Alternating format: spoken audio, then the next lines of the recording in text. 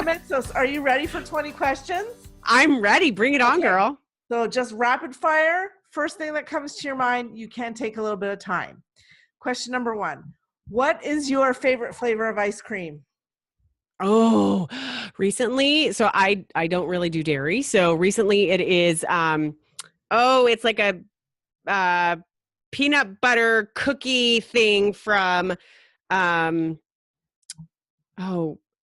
and Jerry's. They have a new like non-dairy line. It's like a peanut butter yummy Oreo cookie bliss. Yeah, it is so good. It's dangerous is what it is. So good. All right.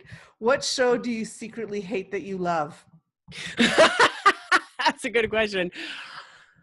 Oh man, I'm bad. I really don't watch shows. I could tell you this is like going back. I used to love watching Felicity way back in the day. Wow. I was a little embarrassed by that. Yeah. And I was one of the gals who was on the Sex and the City train back in the day, but I don't watch series really, or I don't have TV. So I'm lame. What was your favorite TV show as a kid? The first one that pops in my mind is Animaniacs. It was like the cartoon. It was like adult, really sarcastic humor in cartoon form. And I got that humor as a kid. It was hilarious. It was so smart. So I loved that. Where did you get your first kiss? Like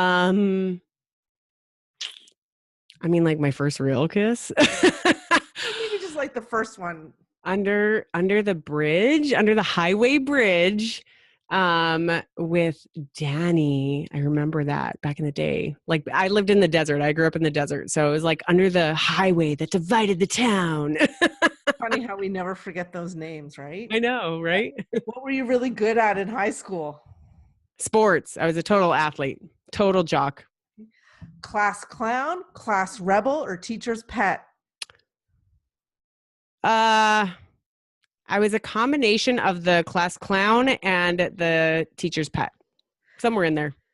Early bird or night owl? I can do both. I'm actually a chameleon. I'm one of the rare breeds of chameleon that actually love both. My life works better if I'm the early bird, but I really like nighttime too. I used to be a night owl. Now I'm an early bird. So party girl or goody two shoes? I mean, what age era are we talking about here? Oh, it doesn't matter. My 20s are a little bit of the party girl. Yep. I was never, high school is kind of a goody two shoes. I knew the rules, so I knew how to bend them, basically. And that's kind of how I live life now. Like I know the rules, so I can bend them. Good job. Secret movie star crush? Oh. I mean, right now it's Dwayne Johnson. I'm watching. Oh my God. Seriously, Moana is not just for our kids, right? Let's be real. I've just always loved him, and he's funny, and he is awesome. I just have so much respect for him. And then my daughter got into Moana. I was like, dude, this dude can sing? What? Yeah. He just jumped up a few notches. It's awesome. Beer, wine, or margarita? Margarita. Oh, I'm sorry. Did you want to finish the question? No, I kind of already knew that one anyways. Most embarrassing moment? Oh, I got a good one for you. So back in the days, I was completely flat-chested, a lot to do with those jock days. And I remember I was in 6th grade, super flat-chested. And at that time, all my friends were starting to not be so flat-chested, and I was very jealous. And I had gotten really good at stuffing my bra at home and perfecting it so it looked semi-natural. And so one day I decided to be daring and do it going to school. And I was sure no one could tell because I had done it so beautifully. And sure enough, in first period, 10 minutes into class, somebody leaned over to me and said something like, why did you stuff your bra today? And I looked right at her and I was like, I didn't stuff my bra. And then proceeded to raise my hand and beg the teacher to go to the bathroom, and then took out, ran to my locker, took out the blue socks that consisted of my fake boobs, and never stuffed my bra again. I was so embarrassed. That's brutal. Brutal. So on the heels of that, biggest light bulb moment. Oh man. I feel like I've literally had a billion of them in my life. The one that immediately comes to my mind is the moment I stopped eating meat and actually went vegan. And it was that light bulb moment of I was watching a documentary. I was not ignorant to what happened to our food in order for us to get our meat. But this was the first time I had actually sat down and watched a documentary. And there was a scene of little baby chicks being on a conveyor belt and going into a thing that would blend them up because they were boys, which meant that they weren't able to be used for chicken breast. So, i.e., they were getting murdered. And I remember having that light bulb moment of like, and I have a bird is my pet. And so I was like, I can't do that. There's no way I can do that. Like, I can't even participate in that. And that was probably a seriously life-changing light bulb moment for me. Wow. And I see little Sedona eats kale, which is so amazing. I love that. I love Not it. all the time, but you know. Next question. What item of clothing should never be worn by a woman over 50? I have no rules on this. No rules. Really? To each her own, man. I am all about self-expression in whatever way it makes you feel comfortable. I don't care. You want to wear glitter. You want to wear spandex. You want to wear red heels. I don't care what age you are. Go for it, sister. Phenomenal. Lipstick or lip gloss? Ooh, lip gloss. Yeah. In a department store, where do you head to first? For me, it's the sale rack. Bathing suits. I have a little bit of a bikini addiction ever since I was a little girl. Even when I quote unquote should not have been wearing a bikini back in my 20s. Yeah, I love bathing suits. We'll always go there. Sweet. Books or magazines? Books. Name of your first pet? As an adult, Sammy, that's the one my bird I have now. As kids, Bear we had a dog, Bear, who I remember being a vast majority of my childhood experience. What kind of dog was he? He was like a blend of a border collie, a Saint Bernard, and something else. Ooh. And yeah, he was a big, big dog. I wanted to always ride him as a horse, but my mom would never let me. They're so strict sometimes. I know. Come on, Mom. Where did you meet your significant other? Where did you and Chris meet? Chris and I met at a meeting. Our actual moment of meeting was that he was speaking at a real estate event. And back then, he and I were both in the real estate investor circles. And he had been an investor and was selling a course this was 2008. And so that was kind of what was done back then. You go around the circuit and sell your course, right? And I was an investor. I just bought my first property, was starting to get into it. So I was in that space. And he was up speaking about how to market so that people actually came to your door and you could sell your house. And yeah, it was pretty magical. Did you like go up and approach him afterwards? And like, how did you connect? Well, the backstory is that I kind of was like fresh out of a relationship. So I didn't really even see him in that space. I just was like, okay, there's a hot Greek guy up on stage, whatever. But I went back to the back of the room with the intention of shaking his hand and saying thank you.